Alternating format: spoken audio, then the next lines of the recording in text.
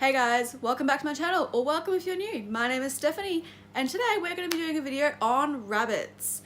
So we're going to be talking about 7 facts about rabbits and things you need to know before owning a rabbit. Now I have 2 rabbits. I have one male lob named Ollie and a female lob named Poppy. Little did I know they actually require a lot more care than most people think, which leads us to fact number 1. Rabbits are not a low maintenance pet, and they're not what I would call a first time pet for anyone. Now I wouldn't recommend anyone getting them for their kids because rabbits actually require a lot more attention and maintenance than your cat or dog does.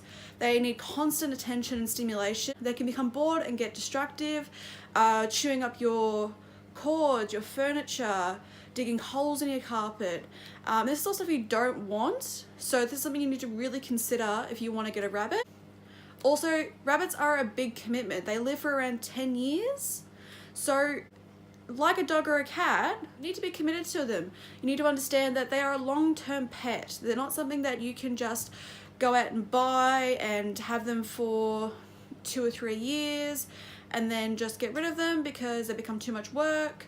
So that's what a lot of people actually do. So many people actually end up dumping their rabbits, which brings me to fact number 2. Rabbits are actually the 3rd most abandoned animal in shelters. Many people get them for their children as little baby bunnies for Easter. Then once Easter's over, you still have this animal. You still have this creature in your care. So if you're really going to think about getting one, don't think about it as an accessory or a holiday decoration that you can have for a short time and then just get rid of, because rabbits are living creatures like cats and dogs. If you want to have one, they are a long-term commitment and you need to be committed to them. Secondly, sometimes, which is really sad, people even go out and dump rabbits in the wild. Domesticated rabbits cannot survive in the wild. They don't have the same instincts that their wild cousins do to know how to avoid predators. So a lot of the times domesticated rabbits get dumped into the wild and they get killed by foxes, wild cats, sometimes even dogs. And they're also very susceptible to contracting really terrible diseases. You decide you want a rabbit and you can't take care of it anymore, take it to a shelter or find it a home with someone who has the time to take care of it and can commit to it. Also, I'm not saying this to discourage anyone from getting rabbits, but if you are going to get a rabbit, I would highly suggest that you adopt, don't shop. There are so many rabbits in shelters that need loving homes.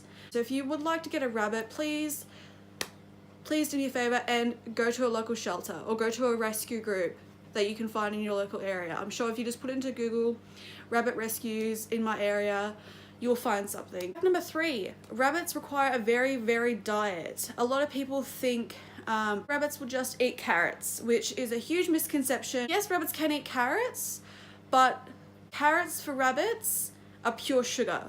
So someone actually online said to me, the best way to describe it is carrots are like McDonald's for rabbits. So it's something that is fine as an occasional treat, but it's not something that should have as a staple diet because it's not good for them and should only be fed very sparingly. Now, a rabbit's diet needs to be made up predominantly of hay. Now, there are so many different varieties of hay that you can go out there and find. A lot of people suggest Timothy-based hay is the best for rabbits, and that's what I would suggest as well. In Australia, we don't really get Timothy based, we get more, it's called Latrice hay, I'm pretty sure that's how you pronounce it, which is basically the same thing as Timothy hay, it's just named to something different. Again, there's so many different types of hay out there, so do your research, see what you can find in your area. But yeah, a rabbit's diet must be predominantly 80% hay. Also, they require fresh greens, so lettuce, occasionally some vegetables. Again, you've got to sort of play that by ear, what they can eat, because some rabbits can get a lot of digestive upset from eating certain things. So try things with your rabbit and see what they like, what they don't like.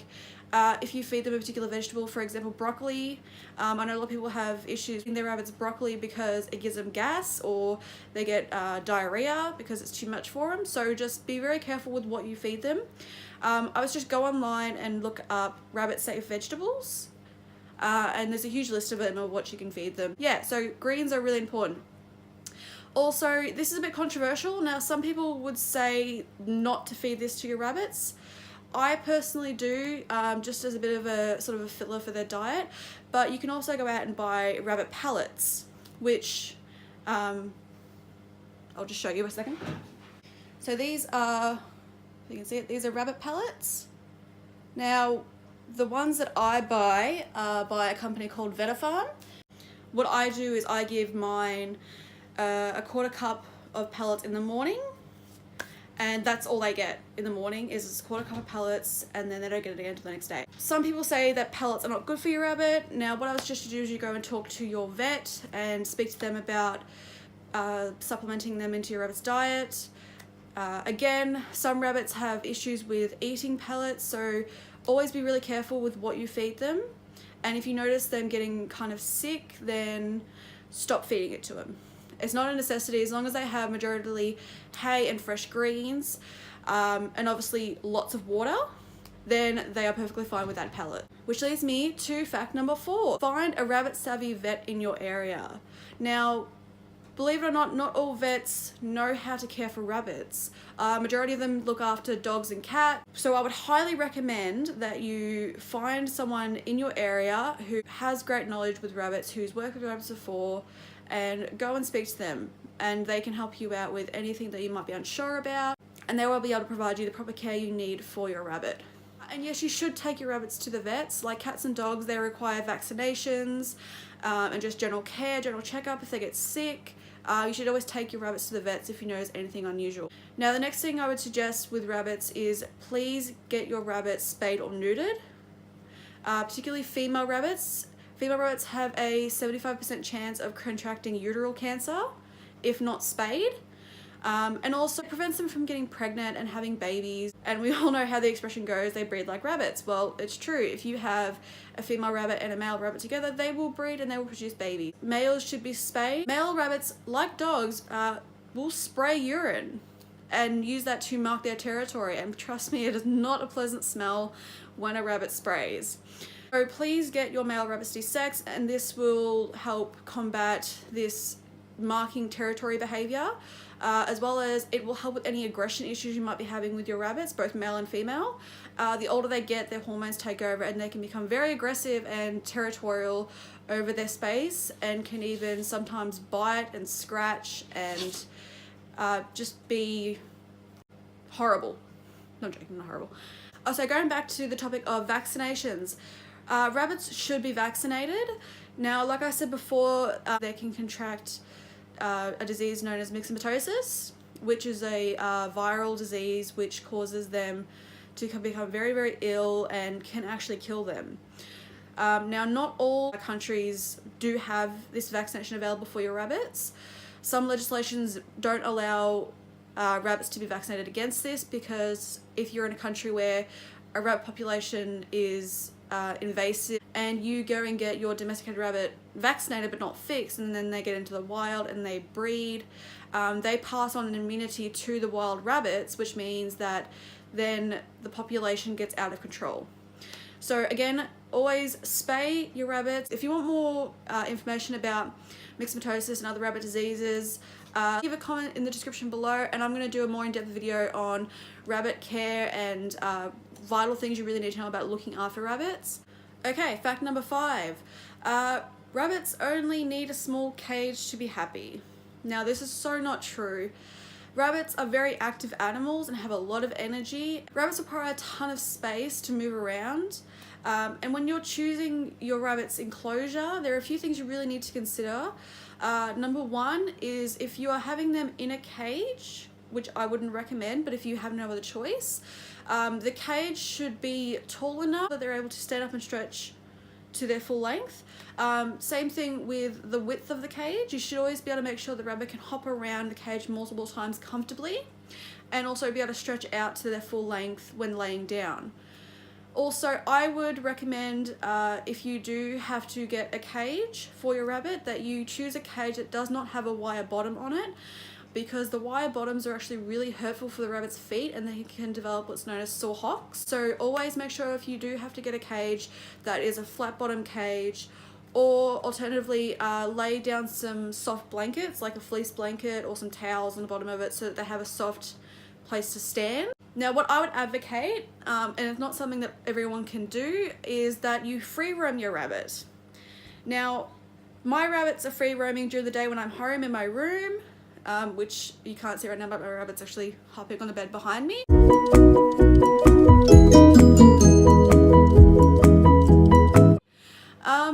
This is great for them because if you share your space with your rabbit, you're more easily able to bond with them. And not to mention, rabbits actually don't really like being outside. They can get very scared from loud noises, thunder. They're also very susceptible to the weather, so rain, heat are not good for rabbits. Now, I understand not everyone can have rabbits indoors for whatever reason. If you have other animals such as dogs and cats, I wouldn't recommend them free roaming the house. Hey, no, chewing on a book. No. Again, rabbits will chew on everything. Yeah, so when I'm home, the rabbits are free roaming, as he is right now around my feet. Now, I do actually have him inside in a cage at the moment. That's purely because he just got spayed, and the vet suggests to keep him confined for a few days until his decisions heal. So he's indoors right now in a cage. When I'm home, if I have to go out, then I just put him into the cage and he's fine there just for a little bit. But I would suggest that if you do free roam your rabbits, make sure you rabbit proof your house, the space that they're going to be living in, because they will chew on a lot of things and you don't want to come home to holes in your drywall or on your baseboards, or they have chewed the legs or dining room chairs, because that's just what they do. So in my room, I've got some wire cages surrounding areas where I've blocked off that he can't get into. Areas, for example, that have cords for my fish tanks, so that he can't get in there and chew on the cords. I also have this black cage thing here to protect my bookcase so that he doesn't chew on my books. And yeah, I don't really have any problems with him chewing anything. I think it's just because I supervise him when he is out, which I also would suggest you do if you have a rabbit free roaming as you supervise them, to make sure that they're not going to get into anything that they shouldn't. Okay, fact number 6. Rabbits are actually not rodents. A lot of people think that rabbits are part of the rodent family. Rabbits are actually what is known as lagomorphs, which means they are part of the hare and piker family. So they're not actually rodents, which is something that I didn't know for a long time until I did some research. Rabbits are also what is known as crepuscular. Now, crepuscular means that they will snooze throughout the day and are more active during the early hours of the morning and evening. Now, this is great for people who are working and maybe don't come home until later in the evening, because that's the best time for a rabbit to be out and to be active and to play and to just to spend time with you. Finally, fact number 7, rabbits are actually self-grooming. Like cats, rabbits will periodically groom themselves throughout the day, which also leads to a myth that I think is quite funny actually, that people think rabbits have an odor to them, that rabbits stink. Rabbits actually don't have an odor to them at all. Usually if you find that there is an odor with your rabbits, it's usually their litter box that has the odor, or it's the area that they're in that is not being kept clean, because rabbits themselves like a clean environment. And lastly, one thing I would like to highly preface and make sure people understand: you should never bath your rabbit. Rabbits do not like being submerged in water. It can actually cause them a lot of mental trauma. And also rabbits are very susceptible to getting hypothermic. If you have an elderly or a disabled rabbit who may have issues with cleaning under their belly or their private areas, you can use a damp cloth to just gently wipe it off, but never put a rabbit in a bathtub, because it'll just cause them so much stress and it's just not worth it. Also, on the topic of rabbits and their litter box, I would highly recommend, again, to combat the issue of odors, is that you change the litter box out every 2 to 3 days, and also make sure there's constantly a fresh supply of hay in there, because rabbits actually go to the bathroom at the same time that they eat. That's just rabbits do, and it's the easiest way for them to be happy and healthy. Alright guys, that'll be it for today. Thanks for watching. Don't forget to like, comment and subscribe. Hit the notification bell so you'll never miss a video, and I will see you guys later.